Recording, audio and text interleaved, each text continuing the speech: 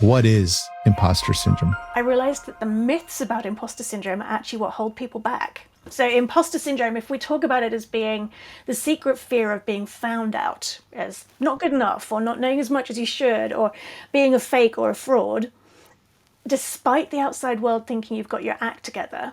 Yeah, it's that secret fear of others judging us the way we're judging ourselves.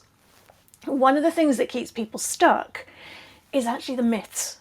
So I can't ditch imposter syndrome because it's incurable, or because I need it to perform, or without it I'd be arrogant, or it's just inevitable, or there's nothing you can do about it, or it's a sign that I'm high potential. If you're holding on to those myths, you can imagine how the unconscious mind is going to go, whoa, this thing's incurable. I don't care what that crazy British lady is saying. We're just not going in there. Yeah. So the research study helped me find the myths, which I hadn't even realized were running at the level they are. It helped me to create tools that people can use to clear these myths in minutes, that then start to open up that little bit of hope inside that, whoa, it doesn't have to be this way. I'm not the only one. There are things I can do. I don't have to put up with this. I talk about the bridge of coping strategies. Yeah, so we've got the imposter syndrome gap, is the gap between who we see ourselves as being and who we think we need to be to achieve something. And we could self-sabotage by just saying, I am not going over there.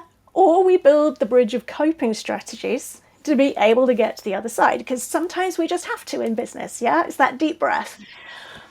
And those coping strategies, that bridge, it can feel really nice and strong, or it can feel like a rickety rope bridge over a ravine, meaning that pushing through the fear is terrifying, and that leads to anxiety, performance issues, mental health stuff.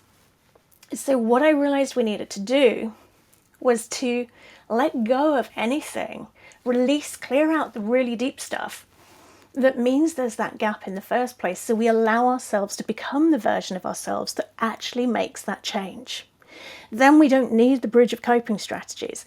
And we realize through the research that nearly everything in Google and pretty much every book that's been written on the topic is all about how to build a better bridge of coping strategies rather than how to close the imposter syndrome gap.